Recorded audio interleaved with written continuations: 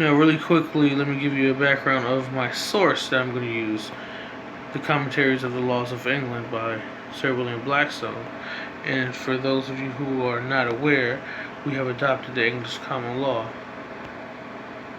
And for those of you who are not aware about how important Blackstone's Commentaries is to America, let me give you a quick background on that before I give you the proof. The commentaries are often quoted by the definitive pre-revolutionary source of common law by United States courts. Opinions of the Supreme Court of the United States quote from Blackstone's work whenever they wish to engage in historical discussion that goes back that far. We see Bouvier's Law Dictionary, Ballantyne's Law Dictionary,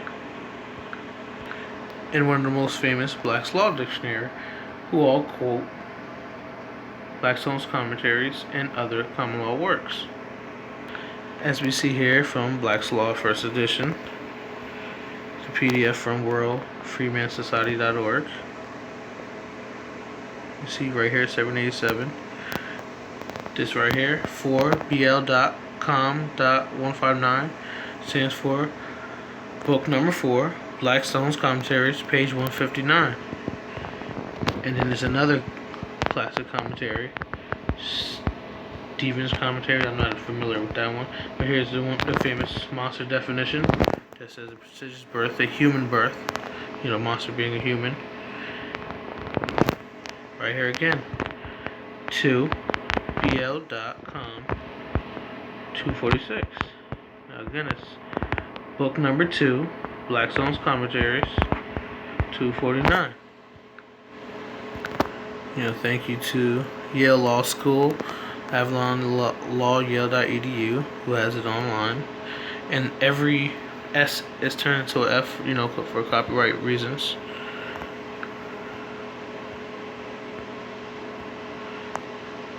Now it's broken down into 4 parts, 4 books: the rights of persons, the rights of things, of private wrongs, of public wrongs. And he has a whole entire book on the rights of persons. And he clearly distinguishes between man and person. You can see here, this would be page 117, scroll down, page 118. What I want to show you is around, here we go. The objects of the laws of England fall into a fourfold division. Present commentaries will therefore consist of 4 following parts: the rights of persons, with the means whereby such rights may be either acquired or lost; the rights of things, with the means also of acquiring and losing them; private wrongs or civil injuries, with the means of redressing them by law; and 4, public wrongs or crimes and misdemeanors, with the means of prevention and punishment. We are now first to consider the rights of persons, with the means of acquiring and losing them. The rights of persons are the rights of persons that are commanded to be observed by the municipal law are of 2 sorts. First, such as due from every citizen, which are usually called civil duties, not rights. Let's keep that in mind. And secondly, such as belong to him, which is the more popular acception of rights, or jura. Both may indeed be comprised in the latter division, for as all social duties are of a relative nature, at the same time that they are due from one man or set of men, they must also be due to another. But I apprehend it will be more clear and easy to consider many of them as duties required from rather than as rights belonging to particular persons. Thus, for instance, alliance is usually and therefore as the duty of the magistrate, and yet they are reciprocally the rights as well as duties of each other. Allegiance is the right of the magistrate, and protection the right of the people. Now, listen to the wording. Persons also, I don't care if they say artificial or natural, persons are corporations. Persons also are divided, pay attention when you're reading this. Persons also are divided by the law into either natural persons or artificial. Natural persons are such as God of nature formed us. Artificial are such as created and devised by human laws for the purposes of society and government, which are called corporations or body politic. The rights of persons considered in their natural capacities are also of two sorts. See, natural persons have rights of two sorts, absolute and relative. Absolute, which are such as appertain and belong to particular men merely as individuals or single persons. So you see that? Relative, which are incident to them as members of society and standing in various relations to each other. The first, that is, absolute rights, will be the subject of the present chapter.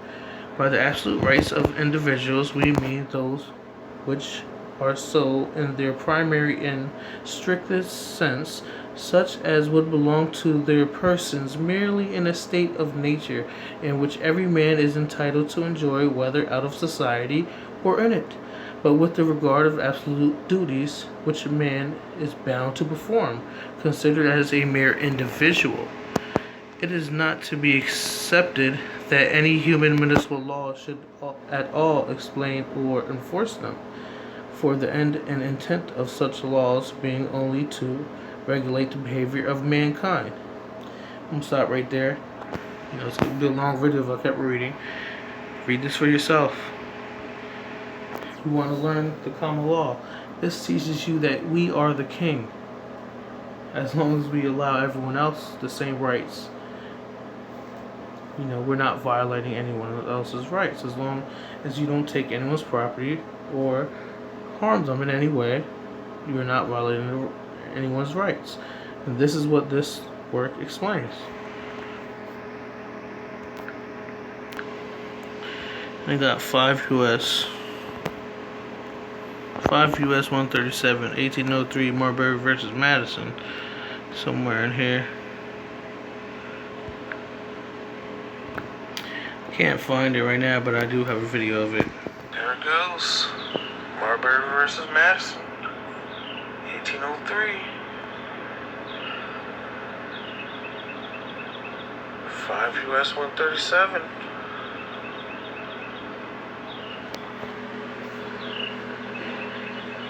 Supreme Court of the United States. I'm doing a lot of talking, trying to make it a little short. For studying lawyers. This lawyer's head notes.